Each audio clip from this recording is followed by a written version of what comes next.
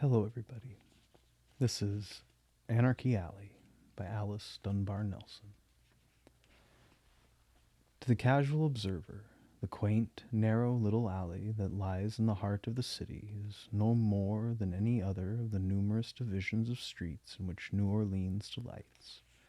But to the idle wanderer, or he whose mission down its four squares of much-trodden stones is a nameless one, whose eyes, unforced to bend to the ground in thought of sordid ways and means, can peer at will into its quaint corners.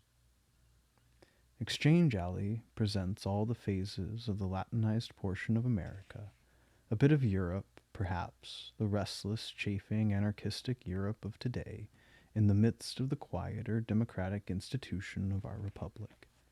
It is Bohemia, pure and simple. Bohemia in all its stages, from the beer saloon and the cheap bookstore to the cheaper cookshop and uncertain lodging house. There, the great American institution, the wondrous monarch whom the country supports, the tramp, basks in superior comfort and contented, unmolested indolence. Idleness and labor, poverty and opulence, the honest, law-abiding working man and the reckless, restless anarchist jostle side by side and brush each other's elbows in terms of equality as they do nowhere else. On the busiest thoroughfares in the city, just in the busiest parts, between two of the most crowded and conservative of cross streets, lies this alley of Latinism. One might almost pass it hurriedly, avoiding the crowds that cluster at this section of the streets. But upon turning into a narrow section, stone paved, the place is entered, appearing to end one square distant, seeming to bar itself from the larger buildings by an aimless sort of iron affair, part railing, part posts. There is a conservative bookstore at the entrance on one side, and an even more harmless clothing store on the other.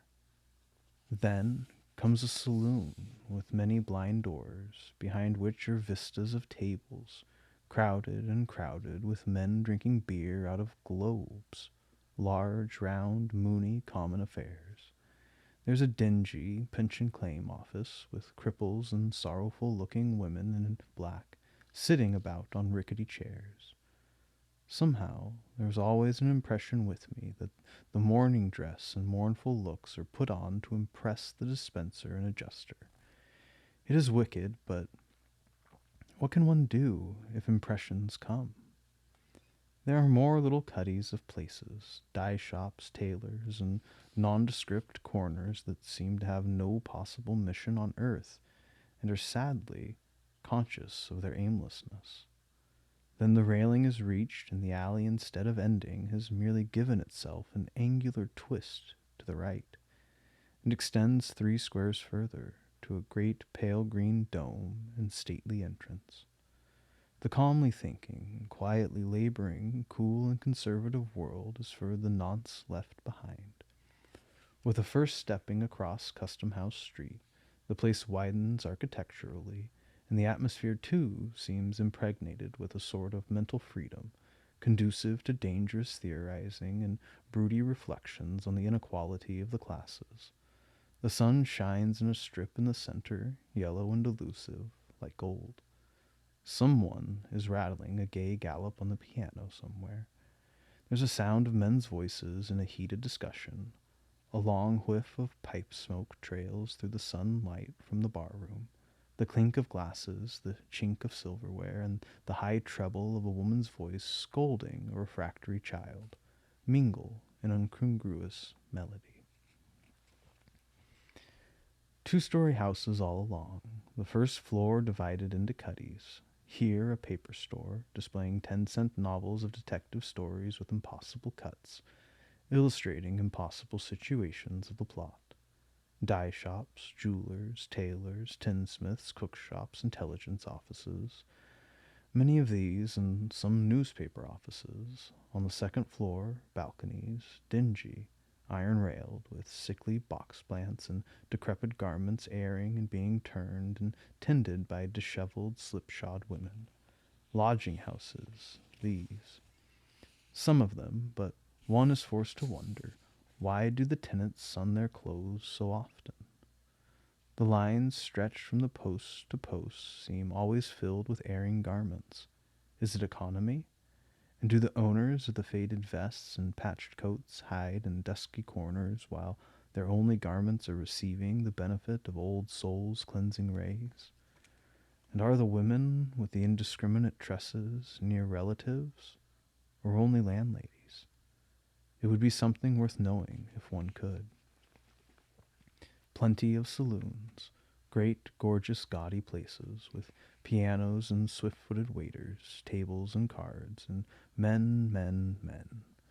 The famous Three Brothers Saloon occupies a position about midway the alley, and at its doors the acme, the culminating point, the superlative degree of unquietude and discontent is reached.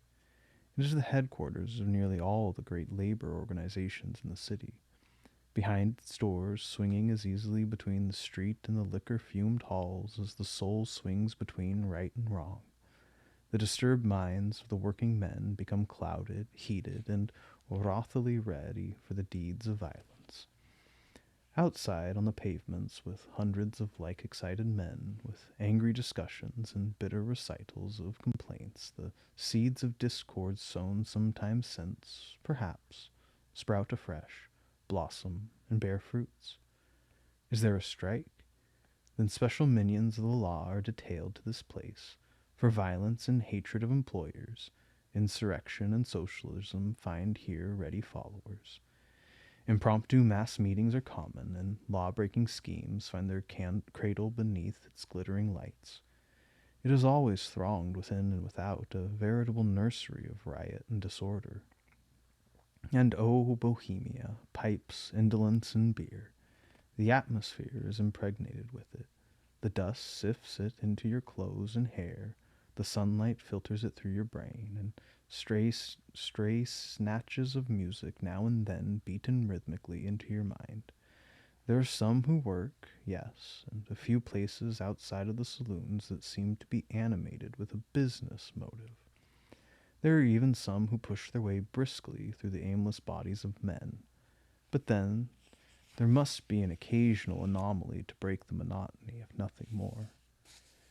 It is so unlike the ordinary world, this bit of Bohemia, that one feels a personal grievance when the marble entrance and great green dome become positive, solid architectural facts, standing in all the grim solemnity of the main entrance of the Hotel Royal on St. Louis Street, ending with a sudden return to aristocracy, the stamping ground for anarchy.